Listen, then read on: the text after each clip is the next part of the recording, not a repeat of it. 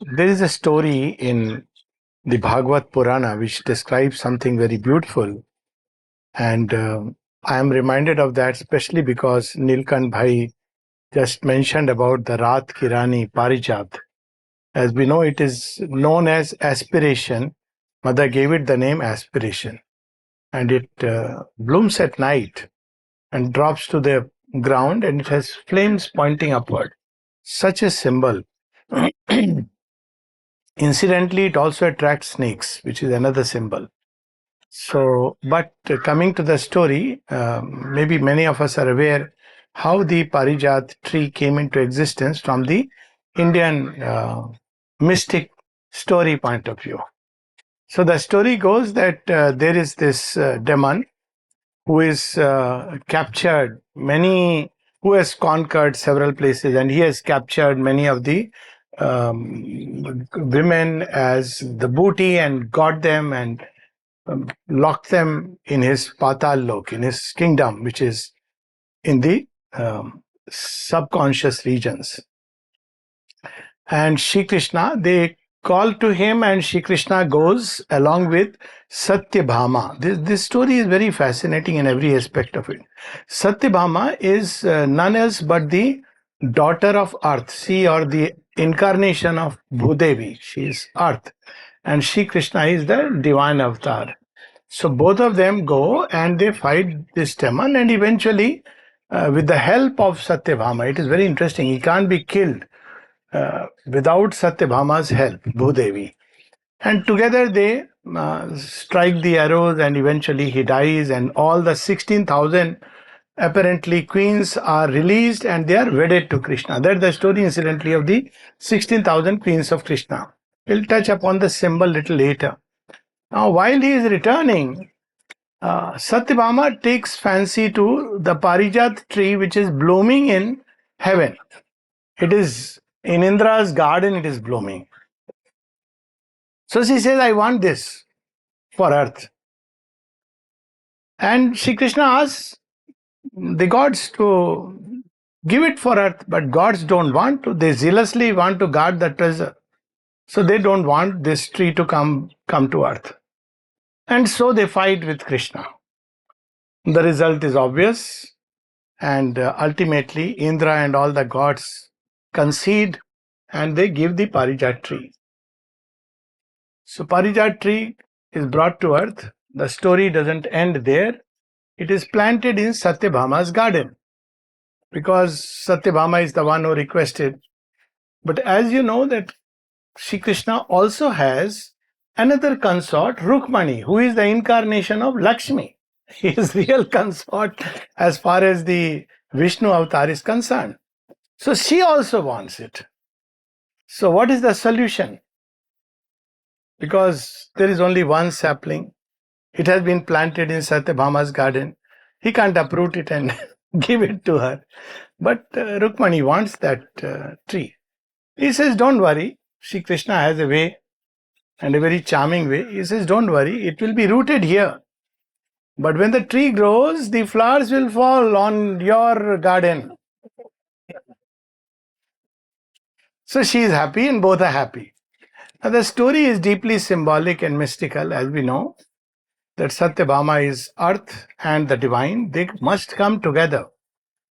And what is that battle? They release 16,000. These are energies of earth, the feminine energies which are operating in this creation in so many ways. And all these energies have been locked up by the Asura, meaning thereby they've been diverted by man towards the, or rather they've been misused. These energies are being misused for asuric, for demonic, for egoistic purposes. So first step is to release them. So he releases. But release is not enough. They must be wedded to the divine.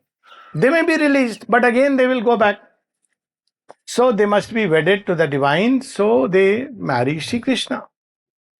And then when this basic work has been done, then we remember a line from Savitri, a branch of heaven transplant to human soil. See this line, this whole story and nature shall overleap her mortal step. And when this will happen? In death's tremendous hour.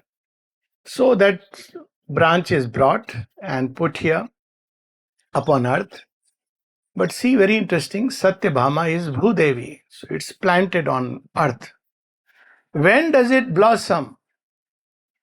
And where does it blossom? It blossoms in heaven. Rukmani is none else but Goddess Lakshmi.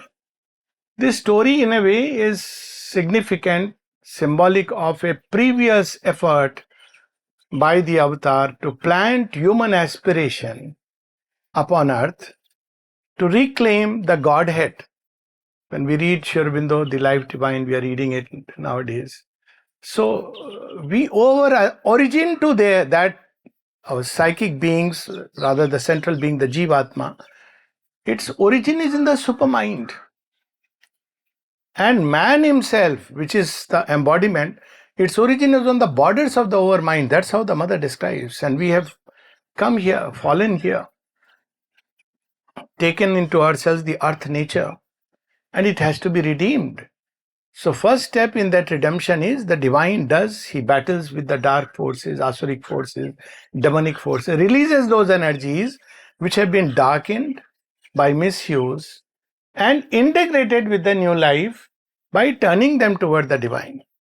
In some way or the other, all of us carry in us something of these energies which have been darkened by, contact and contamination, deeper contagion, much deeper contamination than the virus and other things.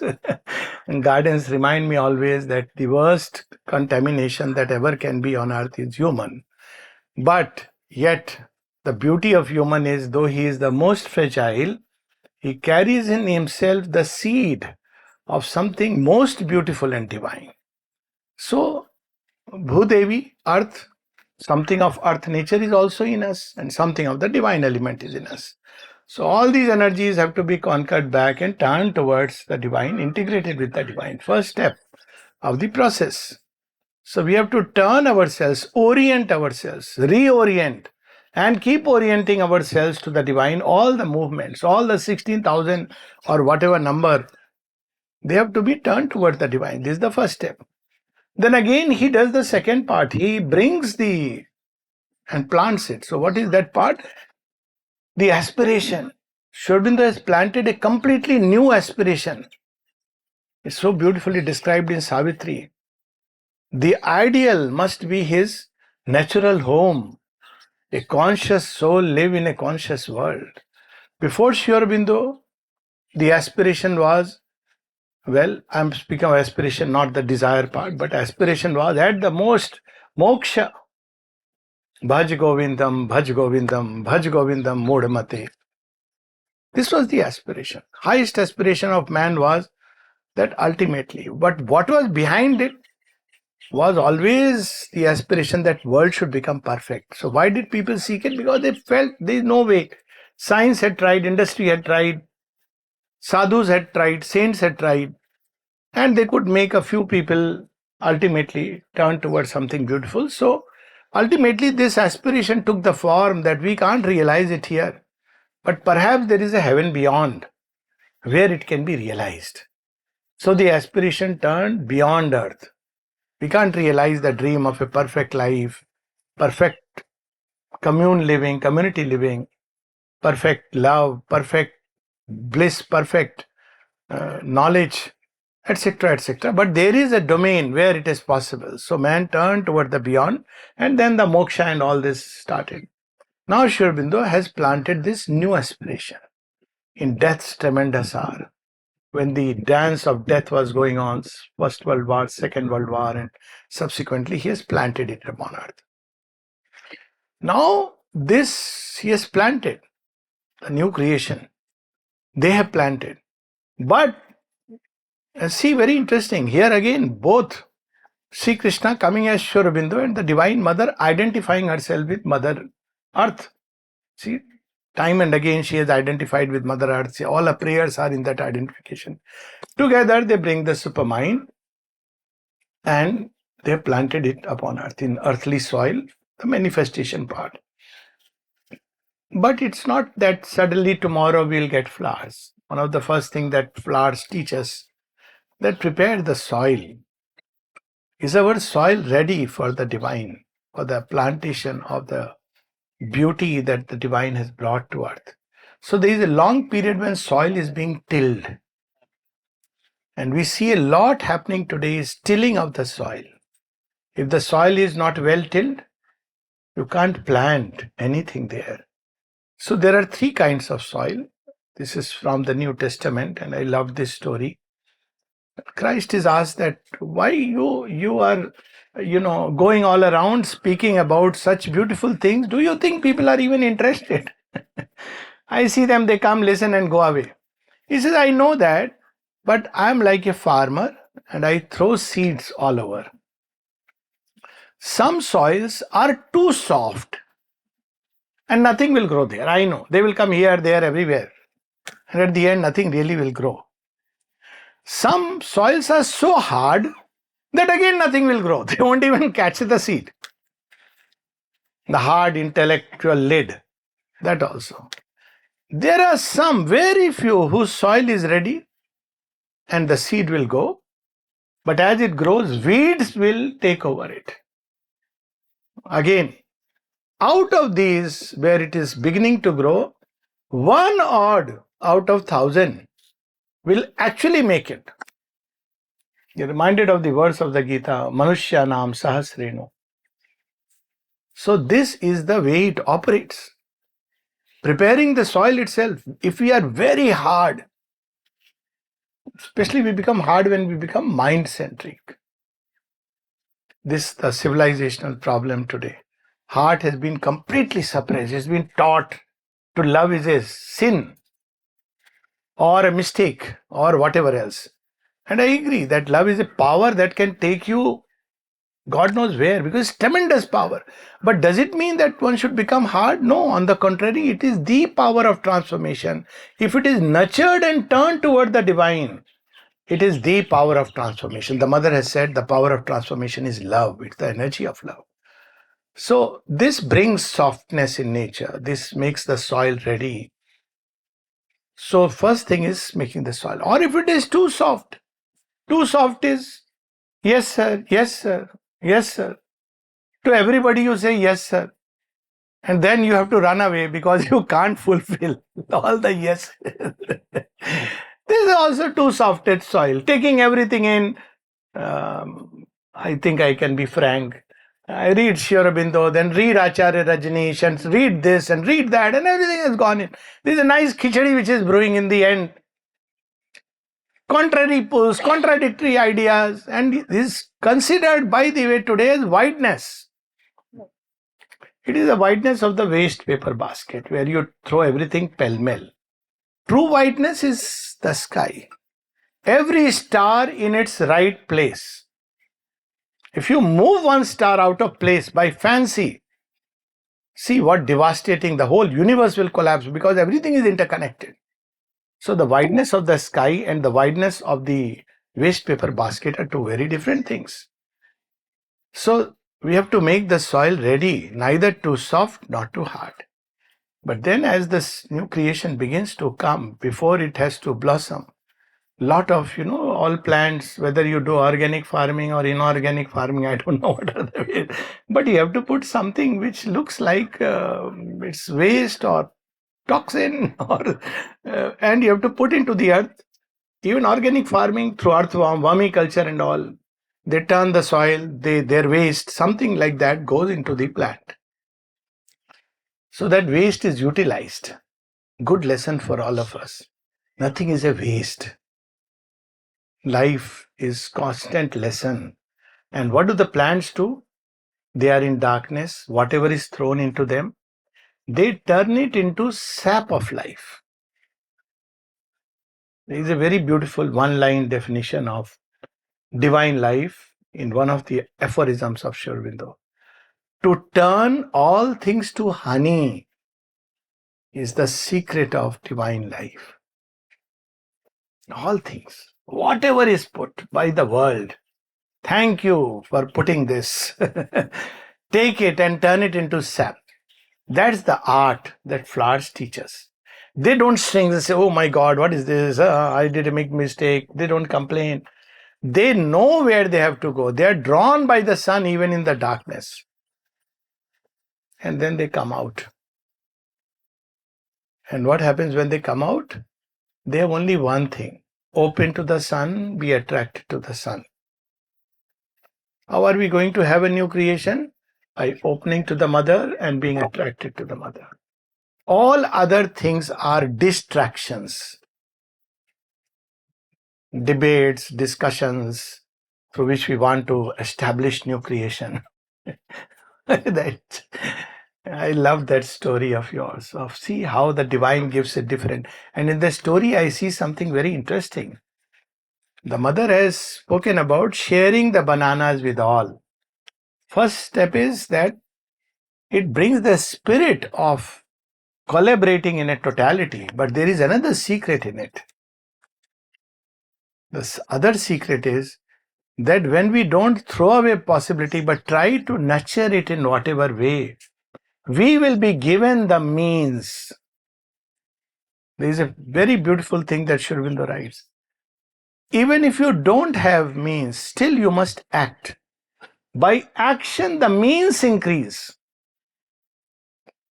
If we act in the right spirit with the right attitude, nature, Mother Earth, the Divine Mother, she will give the means. This is the story of creation. And if we don't act rightly, the means, whether it be money or whether it be water, it will eventually go away. So if we feel the resources are less, we have to look inside and see perhaps something is not right within. And if I correct it, then means will come, because they don't come because I want. There's no random play happening here. There's nothing like a random, by chance it happened. No, things come when we need it in the true sense and when we utilize it in the true sense. And there's the other part of the story, that what is the hunger? So if we really need the divine, if we really need the new creation, if we are ready to embrace it, everything that is needed to help us will come. That is a divine assurance. People start looking at it differently. They feel if the means are not coming, therefore the dream has failed. Never have I heard a more stupid statement. It means I don't know how to nurture the dream, I turn it into a reality. There are countless people who are nurturing the dream and turning it into reality. There is no ready-made garden, no ready-made utopia. Whoever believes in it is just fool. Utopia has to be built together. And that's the joy. Then we deserve it. There is another story, since, So the story goes that once Mother Diti and Aditi, they are sisters, they are married to Kashyap Rishi. And Diti is the mother of division and darkness. Aditi is undivided, illimitable consciousness, infinite consciousness. So Diti tells Shiva, this world is very unfair. God is very unfair. He says, why? See, my children of division, they are living in darkness. They are condemned to be asuras, daityas. The right word is daitya, division. Diti's children. But see, Aditi's children, they are all Adityas, like gods, they are enjoying the heaven. This is not right. So Shiva says, okay, that's all. He says, I can grant your children also heaven. Oh, you can? Yes, you never asked me. Shiva is Shiva, Bholenath. But he's not so Bhola. When you look at Sri Aurobindo, first impression is Bholenath. And you fall in love with Bholenath. But Bholenath can shake the worlds. So Shiva says, okay, do I have to do something? And no, very simple. I'll manifest a Jyotirling and Somnatheshwara, by the way. And all that they need to do is just put some milk or water or honey, something, and they will go to heaven. As simple as that. She is so happy, excited, gives the news to all of them. And there is this on one side, Jyotirling has manifested and they are passing on the other side. Gods are very scared. What is going to happen? But nobody can dare stand against Shiva. Devon ke Dev, Mahadev. So they are grudging, grumbling, but all of them enter. So they go and tell Shiva, sir, please do something. He said, don't worry. Do you trust that I am wise enough? We trust, but we also know you are naive enough. Here we see your naivety, not your wisdom. Anyways, they go there. First, so wonderful. Heaven is there. We have entered utopia. So what happens next? They have entered utopia. But their nature is the same. So the Asura sees Kamadhenu, the cow of plenty, which can give you anything. It's roaming around because in heaven, everybody has their self-discipline. Nobody is there to tell them rules, regulations. So they say, what is this cow? Oh, it gives you whatever you want. Huh? I'll take it to my home. So the other Asura says, how come you? I'll take it to my home. And they begin to fight. Very soon there is a melee. And then they are thrown out. As simple as that. So, even if we enter a ready-made utopia, we have to change our nature to understand what it is, to receive its utopian sense. Utopia is not what our mind imagines. It's something much more, much deeper, much profound. If the mind could imagine utopia and make it, would have done it long back. Mind doesn't even know what it means for each to live in all and all to live in each. There's just one line in Savitri when Sri Aurobindo describes the new creation. None lived for himself. Mother gives a very interesting, see, when Dilip Kumar Roy, he thought 1951, maybe mother will ask me to go away because I don't believe in her. But Sri Aurobindo has said, whom I have cherished you as a son and a friend. So he goes to mother and mother knew his thought and she said, you know, everything can continue as it is. Everybody felt like that. Nirodha, can I sleep in Sri Aurobindo's room? He said, why not? You continue sleeping in Sri Aurobindo's room. Because he thought now, I'll be asked to go away unceremoniously. And then she says, we are not here to please others. Very happy. Huh? Then she said, we are not here to please ourselves. We are here to please the Lord. Our utopia is please myself and please others. Live life in comfort zones. See how beautiful it is here. There is neither heat. It's so beautiful, this garden. We don't need an AC. We don't need nothing. Because we are tied with the bond of our love, our sweet love. Otherwise, we would be sweating. So what do we need? We don't need these comfort zones. If they are there, very fine. If they are not there, it's fine. To be in that state of joy which comes from love, from which equanimity becomes natural. See, when people love, how much, to what extent they can go on doing out of love. I have seen mothers do, my God, unimaginably they will do for their child. Struggle, everything, and they do it happily. Why? Because of the child they are doing it. They have this strange capacity. Love can really change our life in so many ways. And when it is love of the divine, even human love can make such a wonderful. So when we use words like renunciation, sacrifice, in our yoga we don't use these big words. Why? Because if you do it with the idea of, oh my God, I have to do this. And we read the story of Auroville when people came. Why they could do all this? Because of love. Love for an ideal. Love for something beautiful that is yet to manifest. And that's another thing we learn from a farmer. Some prepare the soil, others plant the seed. Still others will water when we take the plant which is on a large scale. And still others will watch it grow. They will just have, their job is to make sure there is a fence so that animals don't eat when the plant is growing small. And some will enjoy the fruits and the flowers. These some are an equal sum. And we'll start looking life like that. The joy of putting the effort. Some will enjoy it. It's okay. Some people are very worried. What will after 300 years, 500 years, supermind, then we won't see the. First of all, if you take into consideration the rebirth theory, of course we will see.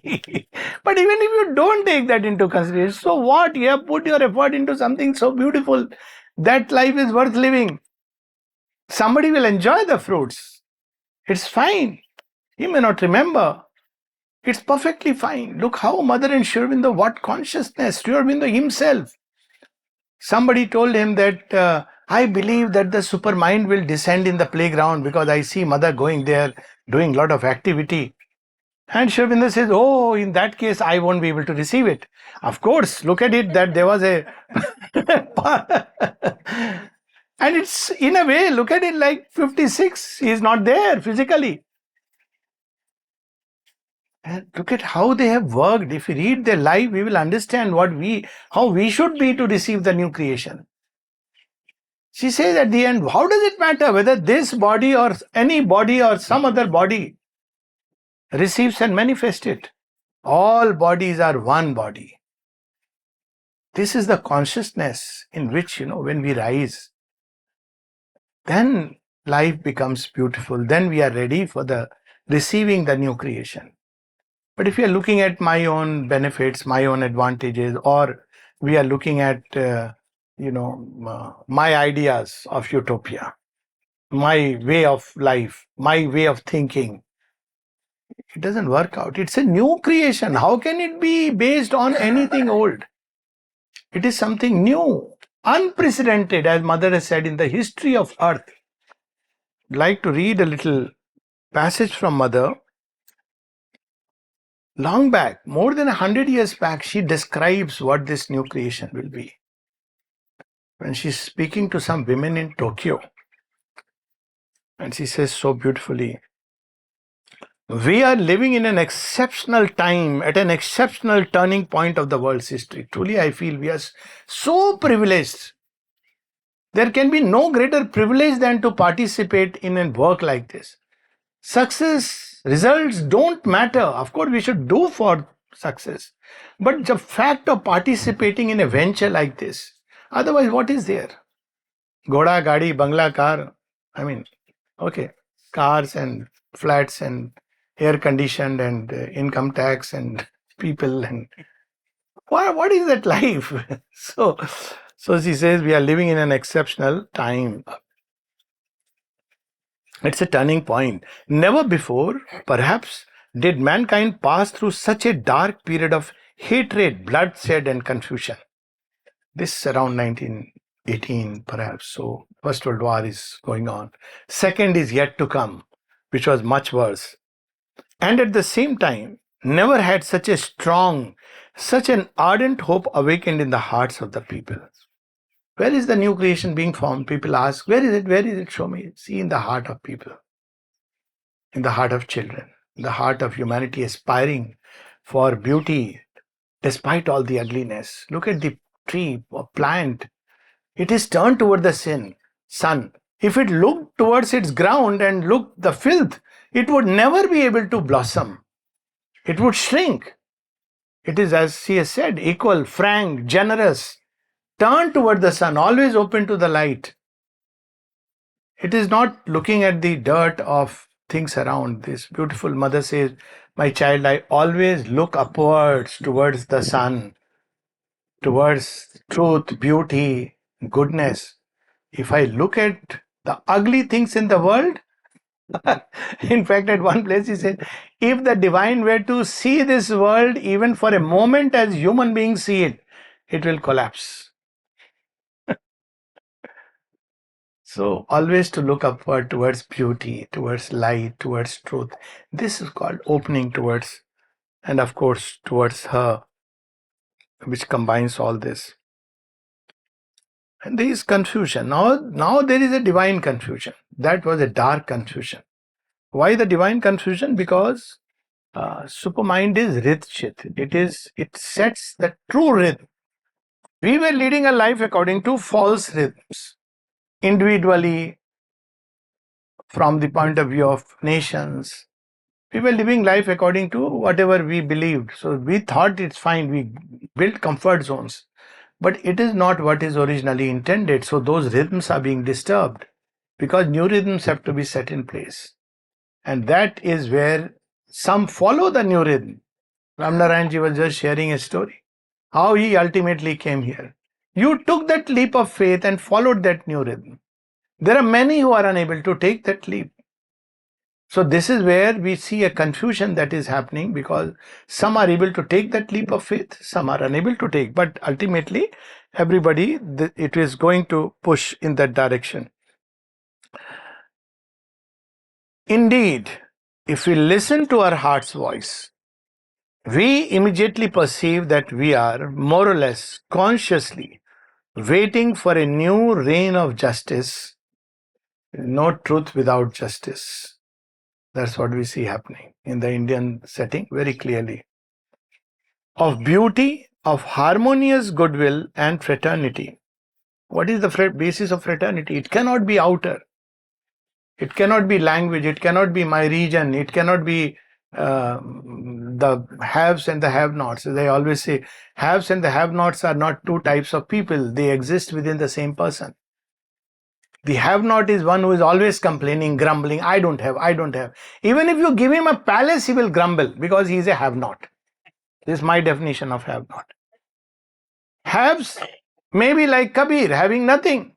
Yet they are full. They feel so rich. They feel so satisfied. So this false doctrine of haves and have-nots outside is not true. Haves and have-nots are inside. There are poor who are haves because they are so deeply contented, joyous. Look at as mother said, Indian peasant, an ordinary Indian peasant. She gave that example. Knows much more, is more, learned than somebody from Europe. And why did she say it? Because somebody passed a comment, oh, these Bhukananga log. But you may be hungry and yet rich. And you may be rich and yet hungry. See, often the paradox is the richer you become, the more hungry you become. Why? Because it's the abyss. So here she gives us so many clues.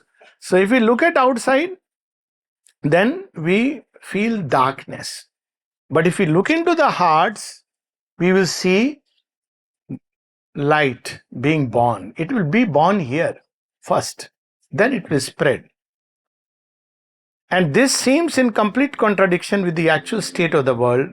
But we all know that never is the night so dark as before the dawn. May not this darkness then be the sign of an approaching dawn? And as never was night so complete, so terrifying, maybe never will dawn have been so bright, so pure, so illuminating as the coming one. After the bad dreams of the night, the world will awaken to a new consciousness. And these nights come in individual and collective lives. As they say, in every Satyug, you have a sub-Kali Yuga. And every Kali Yuga will have a sub-Satyug. So in every age of truth, there will be a slight sliding back. And that sliding back is simply because you forgot to see something which needed purification. So you go through that process, again you climb towards something greater. Just like in our own life. People feel, oh, now wonderful, I have come to ashram, Auroville, life is beautiful. After some time, somebody says, oh, you are an idiot and life is so... Night comes again, oh, here also I have to hear this. Or I have never heard this, I have to hear this here. Yes, you have to overcome something. So there is a period. Then again it rises. So there are successive dawns. That's how the Vedic rishis have described the journey. As successive dawns through which we move. Just take 5 more minutes. After the bad dreams of the night, the world will awaken to a new consciousness. The civilization which is ending now in such a dramatic way was based on the power of mind dealing with matter and life. If we think by mental ways, by discussions, debate, we can find a solution to life problems, and another 10,000 years we can continue. We have continued it so far, and we see all the TV debates. If it could have been done, it would have been done. In the previous century, so-called age of enlightenment, whatever it meant, and we had, science, industry, reason will make this world the most beautiful, and it ended up with two great wars. Do we still believe that the mind can solve the problems? Well, some believe it's fine with them. What it has been to the world, we are not to discuss here. But a new reign is coming, that of the spirit, after the human, the divine. There is no way to live this new life without turning to the divine. We can't just detruncate truth. I've been to seminars and all this. They don't want the word divine should not be mentioned. I know even recently in Mumbai, in some university, somebody wanted to share a book on, it's a story book on Krishna. No, we don't want mention of God here. No, when a world abandons God, abandoning religion is okay, but abandoning God, they are two different things. We know what had happened. Daksha Prajapati story, I'm not going to recount it. Shiva is not welcome because he's too much in freedom and too much in vastness. Daksh wants his settled order, and so Shiva is turned away. The result is a catastrophe. So new creation is not a repetition or a bettering of the old. Yet if we have been fortunate enough to live on earth at such a stupendous, a unique time as this one, is it sufficient to stand and watch the unfolding events? There is a time when we need to take sides. It's very strange. That's what we see Krishna telling Arjun. Arjun says, anyways, your will be fulfilled. No, I want to take sannyas. He says, well, even if you take, your nature will compel you. All those who feel that their heart extends further than the limits of their own person and family, that their thought embraces more than small personal interest and local conventions, all those, in short, who realize that they belong not to themselves or to their family or even to their country but to God, who manifests himself in all countries through mankind, these indeed know that they must rise and set to work for the sake of humanity, for the advent of the dawn. This is the entry point of Auroville. Minimum. If I want to live for myself, or this or that, we are not even qualified. Just to qualify, we should be willing to live for the divine, and all in a joyous way. You can't use the word giving, because what can we give? We can only give what fraction of what we have received. That story of Sri Aurobindo, that he says that up till now I feel I have lived like a thief. I have been giving 2 annas to God and keeping the rest 14 annas to myself. This Sri Aurobindo is saying then in Baroda. Whereas actually, if you see, even then he used to bring his salary, keep it in the bowl, and the servants would pick up, the helpers would pick up. And somebody told him that, sir, you should, no, do you really trust them? He says that it knows that people are honest enough, because whatever I need is done. Whatever they needed, they could do it. It's not that we should do. I mean, Sri Aurobindo is way beyond, and it's a phase. We should take correct account of everything. But look at the vastness and largeness.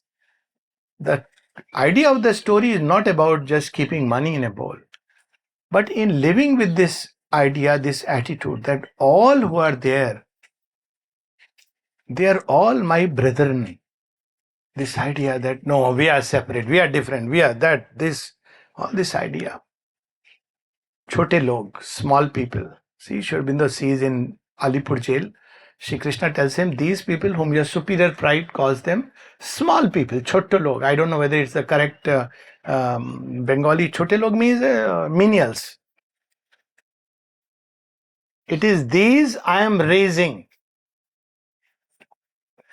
I am raising them. He has decided. Because we are living in that idea of, this is not a new elite club. In fact, the more we live this life, the more we embrace mankind. One last little story of how Sri Aurobindo would deal with. That's why I feel it is so important. We read about yoga, we read about, but we should read Sri Aurobindo and the mother's life. It will teach us a lot more about yoga. Of course, from, I must say, authentic source. Very often there is the writing where heart is missing. So you don't read many of the beautiful incidents. One I'll narrate, just one, and I'm not sure how many biographies I mentioned it. This I have read from Amrit Das' account. And the story goes that Sri Aurobindo is living with these few handful of people. And these people who are managing the household, and that time it was so difficult, they didn't know whether night they will get dinner or not. And Sri Aurobindo writes jokingly, I know he will provide, but God has contracted a bad habit of giving at the last moment. And then suddenly they observe the money is missing. Where is it going? Where is it going? So one day they sit on observation. Who is stealing the money? They see the milkman. He comes, sees nobody is around, opens the drawer, picks up the 5 rupee note. That time, it means so much. Pushes back and puts it under his cap and wears it. And as he's going, all these 3 people leap upon him. Got it, got it. Sri Aurobindo is sitting inside in his deep concentration. Suddenly they see he's on the threshold. And all of them are. Amrita says, we felt we have done a mistake. And not he. We felt we are guilty, not he. When he looked at us. And he just said 4 words and walked back. Let the boy go. Let the boy go. Nothing else. And he walked back. So that vastness, that largeness, that sense of brethren, he is not someone else, but the divine, struggling, laboring in this form. All these things come as we open to the new creation. It is not just to break the compartment of countries. That's okay. Nowadays, world over, so people want to have something like Auroville and they bring people from country. It is not about. There was even one false Auroville created by Ram Rahim, who is now in jail. It's not about bringing people from different countries. That is fine. That is one of the important elements because every aspect. It's also about different layers of humanity being represented. How we deal with them. And that's what is the beauty of Auroville. Truly, it's the most heterogeneous life. And yet, it has one center. And that center is the Mother. Matri Mandir. And if we keep that center in our center and see that center in everybody's center, Aura will manifest. And if we see myself, me and myself, and you and yourself, then Aura will take long in manifesting. So thank you so much. And see, gods have been kind. Okay, so anyway, I suppose it's okay. No questions, nothing. And yes, I'm fine either way. Somewhere Mother says that ashram doesn't have the monopoly of receptivity. Yes. And can we also say in the same way the Aurovillians are the Aurovillians? Thank you. All doesn't have that monopoly of. Nobody upon earth has a monopoly. We should be reminded of Mother's statement. I belong to no nation, no civilization, no country, but only to the divine. Anyone, anywhere in this world who is open to the divine, she gave 2 criteria for receptivity. One, she said, do not cling. Do not cling to past ideas, ways of life, believe, oh, that must, manifest. You may have them or you may be with them, but do not cling. Second is, he said, thirst for progress. Do not cling is the easier part, or that also is not so easy, but thirst for progress is the difficult part. See, she gave that for Auroville, unending progress. Thirst for progress, not to be satisfied with anything, position, this, that, anything. So wherever in the world, and then she says, if you have these two, even the extravagances of an American youth are a path. Somebody asked the mother, shall I stay in the ashram or go to the world? Mother's message was, the world is everywhere and the divine is everywhere. It depends on what you choose. The world is everywhere, the divine is everywhere. Depends on what you choose. Those who choose the divine, wherever they may be. But you have to choose the divine. Then they'll blossom into the new creation.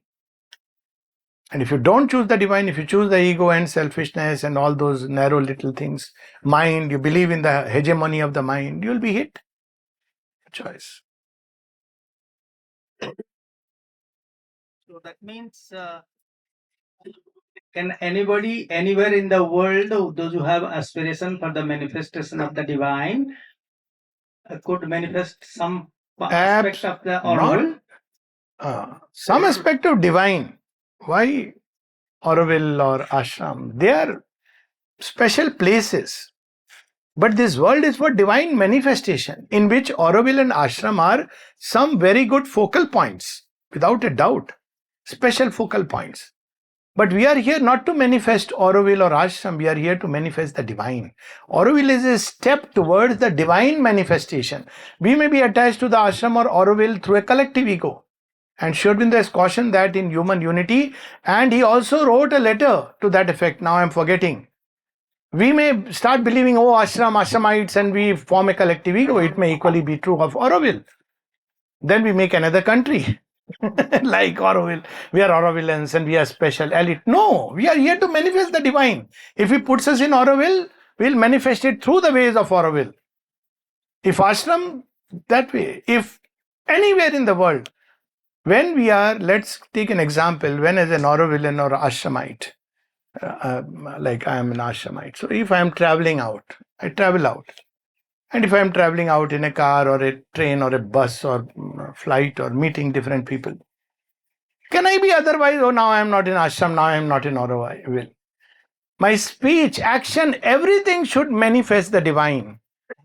Wherever I may be, whomever I meet, under whatsoever circumstances, that's the great teaching. In everything I must manifest the divine. We are here to manifest the divine. Otherwise, we may manifest our own idea of the divine, thinking that, Auroville has said so, and then our mind gives.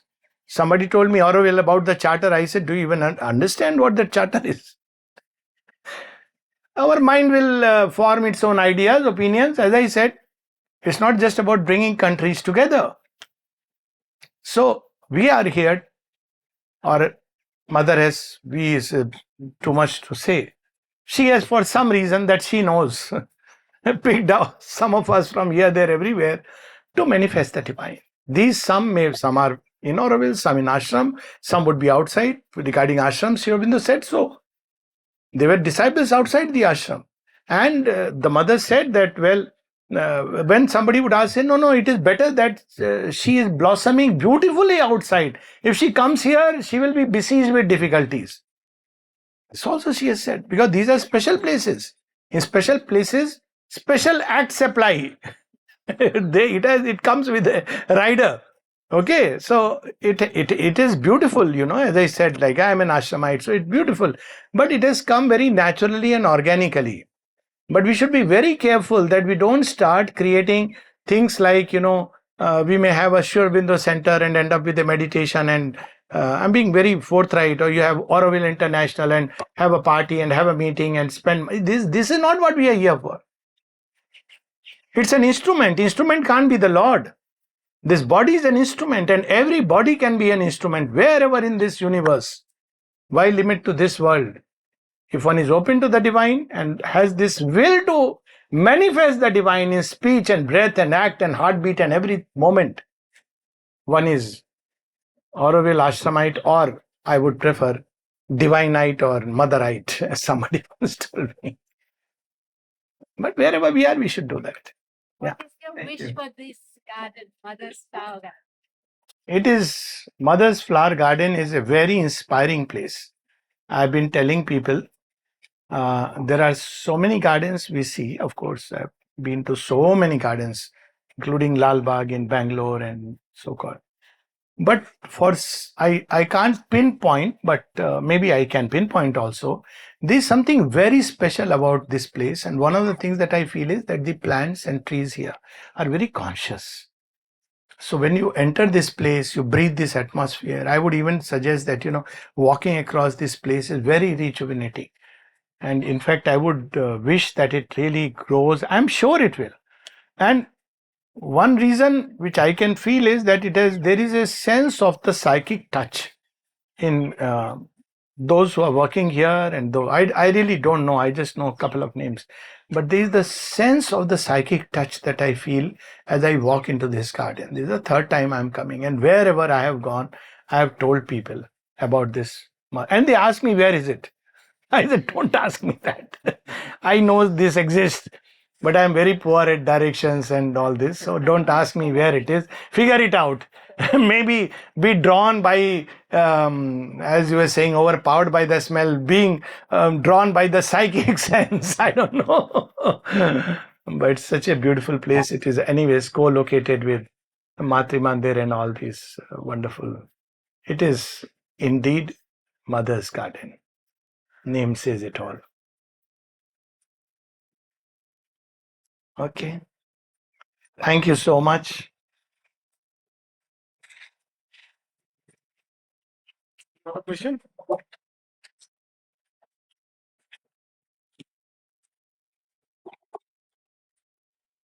Thank you, all of them. Mother says that make a progress and try for a psychological transformation. Uh, Now, what does this mean, that psychological transformation? And Mother, as we are into this flower garden, Mother has given a flower psychological perfection also. Yes. Now, I'm sure it's not about this self-help or the self-affirmation. It's not No, about no, that. certainly not. They have Yeah. each. So what Yeah. does this deeply meaning of psychological? Yeah, all transformation? these methods, self-help, visualization, this technique, that technique, are very childish, frankly.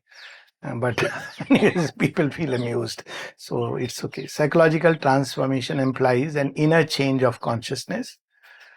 She has used terms like reversal, but primarily an inner change of consciousness. And its first step is that all our inner movements, the mind, heart, life, and of course the body which is governed by them, are turned toward the divine and no longer toward their own satisfaction for their own sake. So this is the first step to reorient, so that there are no more any egoistic motives. The mind just wanting to read a lot of articles and become very scholarly and feign wisdom. Similarly, the heart, so all this, right now they are, as I said, the energies are diverted in egoistic, selfish. Maybe we can expand the limit of selfishness, but still it is selfishness. And turning to the divine is not even unselfishness. One can be unselfish in life. There are people I know who could act unselfishly, but they should be turned to the divine, receive the divine impulsion, and then they act. And therefore, we have the psychological transformation, which you mentioned. Since we also have the supramental psychological perfection, sorry, not transformation. We also have the supramental psychological perfection, and she has explained that these are the 5 qualities which help us to arrive at that change within. And one is aspiration, which she said is also courage, because aspiration makes you leap toward the future. Without aspiration, without courage, there is nothing like I am aspiring, but it gives you the courage to do things which otherwise one would not. Then she speaks about devotion, gratitude, surrender, faith, primarily these. But she also says that you can multiply these. It's not fixed. That also she has said. But primary among them, see what helps us to be centered around the divine. If nothing else, gratitude, aspiration toward the divine, surrender to the divine, a very key element. Devotion for the divine, faith in the divine. If our mind and heart and life can cultivate it, then there is a state of psychological perfection which leads us toward the next step of inner psychological transformation. This is a nutshell. Many things happen on the way, but that's a long subject together. What happens to the mind? What happens to the heart? That's a whole process. Maybe in one of the classes I have taken also, but in essence it is turning all things toward the divine. All our movements, thought, feelings, doesn't mean we'll not have deal with others. On the contrary, we'll deal better. If I am dealing with people not because of my selfish egoistic interest, if I am able to see the divine presence in them, if not see, at least assume it that the person who I am meeting on the road also carries the divine presence. The earth that I am walking on carries the divine presence. My life would change, and everybody's life. This teaching was there once in India in Sanatana Dharma, when people used to touch Mother Earth, and dancers do it because, the earth is supporting them. They are going to jump over it. Earth is supporting them. Such beautiful things were there, but they became mechanical. Now they have to become directed by the soul. So all these are part of that vast subject, but nutshell. Yes. Thank you, Doctor, Thank you. for the very inspirational speech. It really motivates us to aspire for the divine manifestation, no doubt. But the problem that we normally face is Adhyatmika, Adi Daivika, Adi Bhautika. These are the hurdles that pulls us down, mostly Adhyatmika hurdles. What advice you would like to give when we go down, Face these. even though we aspire, but we go down because of the Adhyatmikas? One single advice, if you call, I don't know whether giving advice is a good thing or not, but since you told me, I can only share my experience and what I've understood in Mother and Shivindu. Don't look at problems, only look toward the divine. Increase the aspiration, increase it, intensify it, and before it, all difficulties will dissolve. My own experience has been this, that whenever faced, and plenty of difficulties all of us face. So, no life is an exception. You can't become, as I say, if you have passed 30 and never had a problem in life, then you're either telling a lie or you have not lived your life. And if you are 60 and you say that, oh, my life is very smooth, that means God has not looked towards you. Okay. So plenty of problem, and if you take to a higher life, much more. Because all the forces, as you said, they resist. What is to be done? Increase the aspiration and surrender. I have seen situations, I can't describe it, but I have seen situations where one could be sucked into the inconscient, literally seen in vision. But all that was needed was to aspire and surrender. Nothing else. No other outer way. Because outer way, you can't solve it. This also I have experienced. You just can't solve it. You are at a situation where there is nothing you can do. But what you can still do is aspire and surrender.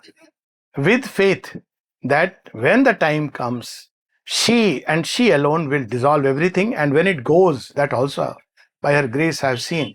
When it dissolves as if it was non-existent. So you wonder what happened. Literally like butter under the sun. So any and every problem of various kind, they will come. Keep aspiring, increase the aspiration, increase the surrender. These, and with faith, these are three precious treasures that should never be lost. If faith is lost, then we can say that perhaps all is on the verge of being lost. Faith and courage are the only two virtues that alone can build the world. And love. Never stop loving, never close the heart. That also happens. Why? Because problem makes us think only of ourselves. Love this world, there's so much to give, the urge to give at a human level. One last thing where she says, to think of oneself is to be in misery. To think of the divine is to be in delight. Nobody can stop us from thinking of the divine, whatever be the difficulty. Nobody can stop us from loving the divine. Thankfully, it doesn't depend on being in ashram or Auroville or anywhere. I can stop myself. I am my enemy, if at all, nobody else. Okay, thank you so much.